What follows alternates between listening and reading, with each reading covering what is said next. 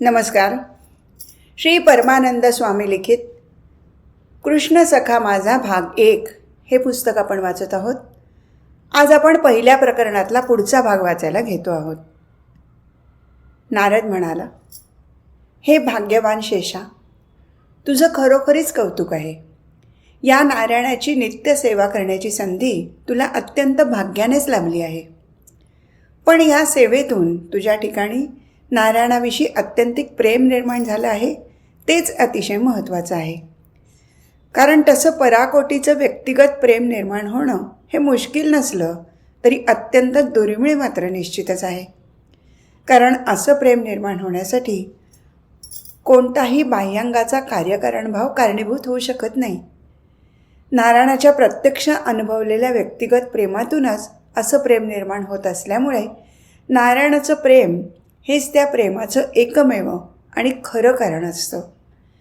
ते प्रेम त्याच्या सहज धर्माने पुन्हा नारायणाकडे वाहून नारायणाच्या प्रेमातच विलय पावत असल्यामुळे नारायणाचं प्रेम हेच त्या निर्माण झालेल्या प्रेमाचं कार्यही ठरतं. उरतं मात्र त्या नारायणाच्या प्रेमाची लीला आणि त्या लीलेचा उभयतांना झालेला एकी एक आनंद. तेव्हा या प्रेमाचं कारण आणि कार्य दोन्ही त्या नारायणाच्याच ठायी असल्यामुळे त्याची निश्चितता, सातत्य, नाविन्य आणि सर्वात महत्त्वाचा गुण म्हणजे आनंददायित्व हे कायम राहतं. या नारायणाविषयीच्या प्रेमातूनच नारायणाचं महात्म्य अधिक आणि यथार्थपणे जाणून प्रत्यक्ष अनुभवण्याची आतुरता नित्य वाढतच असते.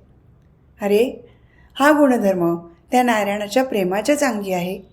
ते प्रेम स्वतः तर स्वस्थ बसत नाहीच, पण दुसऱ्यालाही उद्युक्त करत राहतं.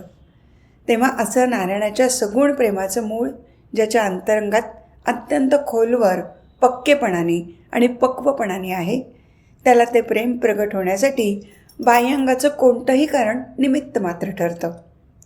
मग ते कारण कितीही साधं दिसलं तरी त्याला मात्र त्याचं विशेषत्व असतं. कारण त्या निमित्त कारणाने त्याच्या ठिकाणचं मूळ कारण असलेलं प्रेमच उचंबळून येतं. त्या प्रेमातच प्रेमाच्या लहरीवर लहरी अत्यंत वेगाने निर्माण होऊ लागतात आणि त्यामुळे येणारा आनंद अनुभव परमोच्च अवस्थेला जाऊन तिथे स्थिर होऊन राहतो. ही अवस्था प्रेमाच्या परमावधीतून प्राप्त झालेली असल्यामुळे त्याच अस्वस्थतेच्या ठायी सगुण प्रेम अनुभवण्याची ओढही तेवढ्याच प्रकर्षाने असते. हे शेषा, हे लक्ष्मी, माझ्या बाबतीतही नेमकं असंच घडलं.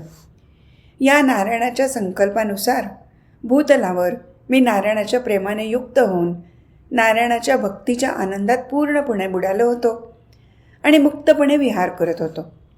खरं तर माझं देहभान हरपलेलंच होतं. कोणत्या देशातून किंवा प्रदेशातून माझा प्रवास होत आहे याचाही मला विसर पडला होता.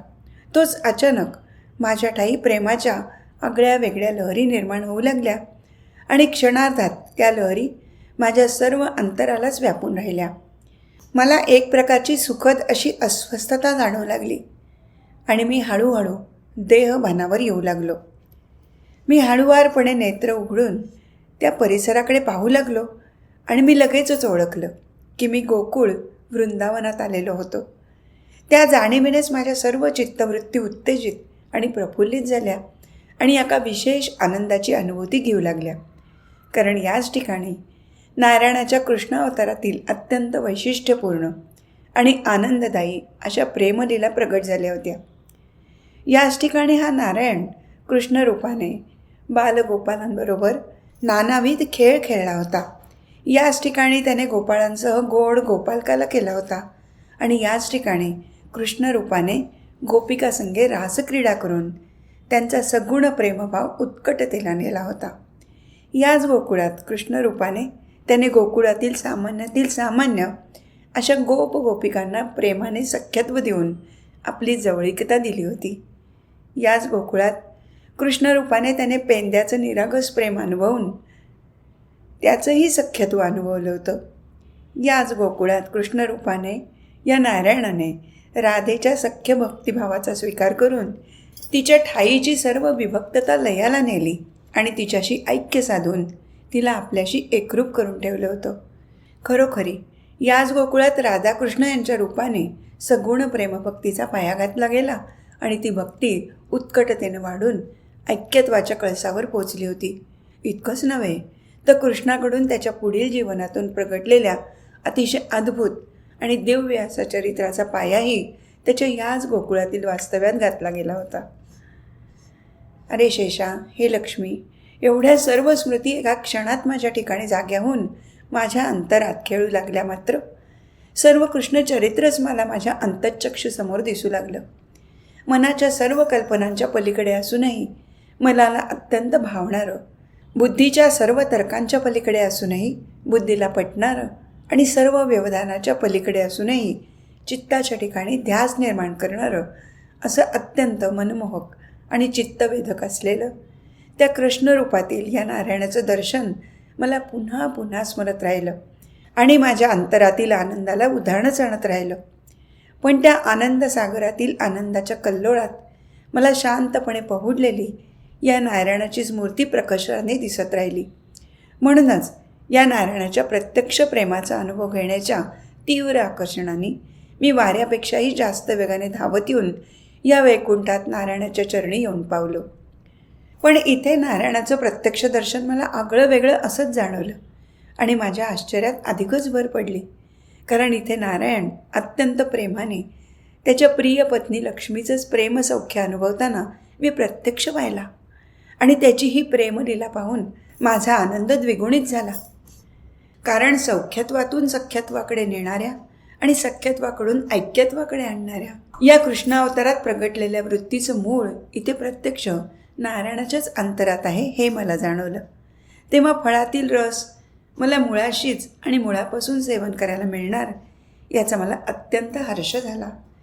ही संधी मला नारायणाच्या कृपेनेच मिळत आहे हे जाणवून या नारायणाविषयीचा माझ्या ठाई नित्य असलेला कृतज्ञ भाव अधिकच दाटून आला आणि काही प्रमाणातच तो नेत्राद्वारे वाहिला गेला. खरं तर हा नारायणच खऱ्या अर्थाने सर्वांचा परमसखा आहे. सर्व जगासाठी असलेला तोच एकमेव जगन्मित्र आहे. एवढंच नव्हे तर अंतरात नित्य वास करत असणारा आणि सर्व प्राणीमात्रांची त्यांच्या सर्व अवस्थेत सदैव साथ करणारा असा हा नारायण आत्म्याच्या रूपाने सर्व प्राणीमात्रांचाच खरा स्नेही आहे. परंतु त्याची जाणीव फारच थोड्या जणांना असते. कारण ते आत्मस्वरूप हे केवळ तत्त्व असल्यामुळे निर्गुण आणि निराकार आहे. त्यामुळे त्याचा ध्यास धरणंच मुळी कठीण होतं. मग त्याचा अनुभव घेणं तर फारच दूरचं ठरतं. परंतु त्याच तत्वाचा प्रकटणारा सगुण सुंदर रूपाचा आविष्कार मात्र मनाला आकर्षित करतो आणि त्या रूपाचं ध्यान मनाठाई स्थिर होऊ शकतं. त्याचं व्यवधान आणि अनुसंधान मनाठाई निर्माण होऊन त्याचा ध्यासही मनाला लागून राहतो. असं नारायणाच्या सगुण रूपाचं महात्म्य आहे आणि असा सुंदर, मनोहारी आणि रमणीय रूपाचा अधिकार हा या नारायणाच्या सृष्टीतील केवढा तरी चमत्कारच आहे. असा चमत्कार एखाद्या वेळेसच घडतो, परंतु तो सृष्टीच्या इतिहासात अजरामर होऊन राहतो. त्या रूपाचं आणि चारित्र्याचे गोडवे सृष्टीच्या अंतापर्यंत नित्य गायले जातात आणि त्याद्वारे सगुण प्रेमभक्ती मार्गाचं महात्म्य आणि थोरवी नित्य गरजत राहते. एवढंच नव्हे तर उत्कट भक्तिभाव निर्माण होऊन ईश्वराशी ऐक्य पावण्यासाठी अनेकांना हे चरित्र प्रेरणादायी ठरतं. ईश्वरावर प्रेम करण्यासाठी ते चरित्र काही जणांचं स्फूर्तिस्थान होतं. तर ईश्वरी प्रेम त्यांच्या त्यांच्या अवस्थेनुसार अशा अवतार चरित्राचा लाभ होतो आणि त्यांच्या त्यांच्या भावानुसार अनुभव घेऊन त्यांचा भाव वरच्या अवस्थेपर्यंत जात अधिकच उत्कट होत राहतो. असंच अद्भुत आणि अद्वितीय चरित्र नारायणाच्या कृष्णावतारात प्रगट झालं. नारदाचं बोलणं ऐकून शेष आणि लक्ष्मी यांच्या ठाईची उत्सुकता अधिकच वाढली. त्यांची उत्कंठता अगदी शिगेला पोचली. नारदाचं सांगणं जरी त्यांना शब्दाने कळत होतं आणि त्या सांगण्याचा मतीचा अर्थही जरी त्यांना बुद्धीने समजत होता, तरी त्याचा भावार्थ मात्र त्यांना पूर्णपणे आकलन होईना. परंतु नारायणाच्या भूतलावर कृष्णरूपाने अतिशय अद्भुत असा अवतार झाला होता आणि त्याच्या स्मृती नारदाच्या अंतःकरणात विशेषत्वाने जागृत झाल्या आहेत, एवढं मात्र त्या उभयतांच्या निश्चितपणे लक्षात आलं. परंतु त्यासाठी गोकुळाचाच परिसर कारणीभूत का व्हावा बरं, हा विचार त्यांच्या मनात घर करून राहिलाच. त्याविषयी सविस्तरपणे नारदच सांगू शकेल याचीही त्यांना खात्री होतीच आणि तसं विस्तृतपणे आणि भावपूर्णतेने प्रकट करण्यासाठी नारदही अतिशय आतुर झालेला आहे हेही त्यांना ठाऊक होतं. म्हणूनच नारदाच्या बोलण्यातील सूत्र धरून लक्ष्मीच नारदाशी बोलू लागली. हे नारायणप्रेमी नारदा, तू या नारायणाचं खरं प्रेम अनुभवतोस. तुझ्याकडून या नारायणाची खरी भक्ती घडते आणि तूच खऱ्या अर्थानं या नारायणाला आत्मसात केलं आहेस हे त्रिवार सत्य आहे. म्हणूनच या नारायणाच्या अवतार चरित्रातील त्यांच्या अंतःकरणाची अवस्थाही तूच यथार्थपणे जाणतोस. एवढंच नव्हे तर ती अवस्था तू तुझ्याच अंतःकरणात नित्य अनुभवत असतोस हेच मला जास्त अद्भुत वाटतं. कारण त्याविषयी नारायणाला काही विचारलं तर त्यालाही काही सांगता येणार नाही, पण तुझ्याकडून मात्र त्याविषयी सविस्तर आणि सखोल असं सहजपणे प्रगट होतं. कारण नारायण हाच तुझ्या अंतःकरणाचा एकमेव असा विषय झालेला आहे. तेव्हा आता तूच आम्हाला नारायणाच्या कृष्णावताराचं रहस्यासहित वर्णन करून सांगावंस अशी मी तुला विनंती करते. नारायणाच्या सगुण कथांचं केवळ वर्णन नव्हे तर गायन करण्यास तू आतुरच आहेस याची मला पूर्ण खात्री आहे. काहीतरी बाह्य निमित्त कारणाचीच तू नित्य वाट पाहत असतोस. कारण मूळ या नारायणाविषयीचा अत्यंतिक प्रेमभक्तिभाव तुझ्या अंतःकरणात नित्य दाटून राहिलेला असतो हे मलाही माहीतच आहे. तेव्हा त्या भक्तिभावाला शब्दरूपाने साकार करून त्याचा आनंद काही प्रमाणात का होईना पण आम्हाला अनुभवण्याची संधी तू द्यावीस अशी मी तुला मनःपूर्वक प्रार्थना करते. हे नारदा, मागच्या वेळेस जेव्हा तुझं वैकुंठाला आगमन झालं होतं तेव्हा नारायणाच्या रामावतारातील सगुण चरित्राचं महात्म्य तू आम्हाला त्या चरित्राचं गायन करून सांगितलं होतंस. त्यातील रामाच्या अंतःकरणातील आत्मस्वरूप अनुभवण्याची अवस्था हेच प्रमाण आहे हे तू सांगितलेले रहस्य माझ्या अंतरात पूर्णपणे आणि कायमचं ठसलेलं आहे. परंतु रामावतारानंतर पुन्हा कृष्णावताराने प्रगट होण्याची जरुरी आणि उर्मी या नारायणाच्या ठाई कशी काय निर्माण झाली हे रहस्य आता तू माझ्यासाठी प्रगट करावंस. कृष्णावतारात त्याच्या चरित्रात असं काय विशेष होतं की त्याच्या केवळ स्मृतीही तुझ्या मनाची अवस्था भावपूर्ण करत आहेत. त्यातूनही त्यासाठी बाह्य कारण हे त्या गोकुळाच्या परिसरातच का घडलं? त्या गोकुळात असं काय विशेषत्वाने घडलं की तुझं मन त्या आठवणींनी एवढं भावविभोर व्हावं? हे कीर्तन भक्तिपरायण नारदा, या नारायणाचं गुणसंकीर्तन हा तुझा केवळ छंदच नसून तर तुझं स्वभाव वैशिष्ट्यच आहे. त्यामुळे तुझा स्वभावही तुला कृष्णचरित्र वर्णन केल्याशिवाय स्वस्थ बसू देणार नाही आणि आमच्या मनालाही ते श्रवण केल्याशिवाय स्वस्थता लाभणार नाही हे खरंच आहे. तेव्हा तू आता कृष्णचरित्र गायनास त्वरित सुरुवात करावीस हेच योग्य आहे. मी आणि शेष ते श्रवण करायला आतुर तर आहोतच, परंतु हा नारायणही त्याच्याच अवतारातील सगुण कथांचं गायन ऐकायला तेवढाच उत्सुक आहे. हेच एक नवल आहे. अर्थात त्याच्या सहवासात मी नित्य राहत असल्यामुळे मला त्याचं आता तेवढंसं नवल वाटत नाही, परंतु माझ्यासाठी अजूनही मात्र ते एक गूढच आहे.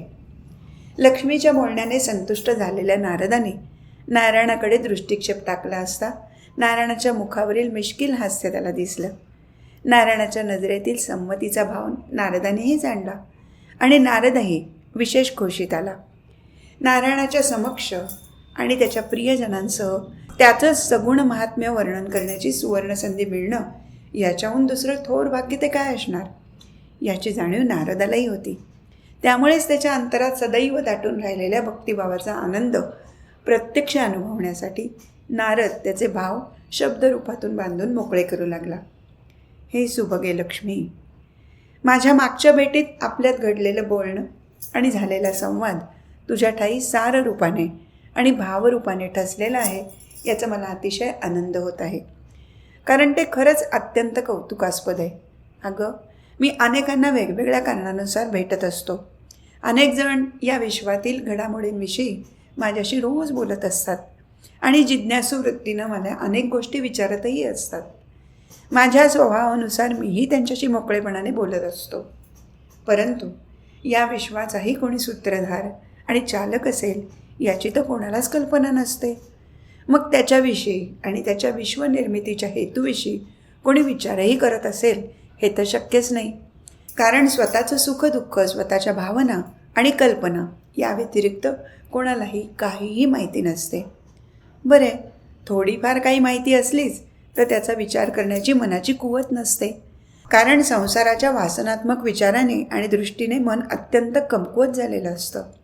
म्हणून अशा सद्य परिस्थितीत तुझ्यासारखी एखादी व्यक्ती या विश्वाचं मूळ असलेल्या या नारायणाचं अंतःकरण जाणून घेण्याचा नुसता विचार करत नाही, तर ध्यास धरते, याचं मला केवढं तरी अप्रूप वाटतं. एवढंच नव्हे तर नारायणाच्या विविध अवतारातील त्याच्या अंतःकरणाची अवस्था समजून घेण्याची तुझ्या ठिकाणी निर्माण झालेली आवडी तर भूषणास्पदच आहे. कारण असं तुझ्यासारखे भक्तिभावाचे भक्त हेच या नारायणाचं खरं भूषण आहेत. अशा तुझ्यासारख्या भक्तांमुळेच नारायणाच्या अंतरीचं सौंदर्य प्रकट होऊन अनेक अंगाने खुलत राहतं आणि शोभायमान दिसत राहतं. पण लक्ष्मी, एक गोष्ट लक्षात ठेव की नारायणाच्या अंतरीचं सुंदरत्व हे त्याच्या शिवत्वात म्हणजे पावित्र्यात आणि त्याच्या सत्यत्वात आहे. या सर्व ब्रह्मांडाच्या अस्तित्वाचं मूळ नारायणाच्या अंतरातच आहे, हेच एकमेव सत्य आहे. या ब्रह्मांडात आणि चराचर सृष्टीत अनेक घडामोडी घडल्या. बाह्यांगाचे बरे वाईट, योग्य अयोग्य एवढेच काय, अगदी धर्माधर्माचे अनेक प्रसंग घडले, तरी त्याचा जराही लेप नारायणाच्या अंतःकरणाला लागू शकत नाही, एवढं ते निर्लेप आहे.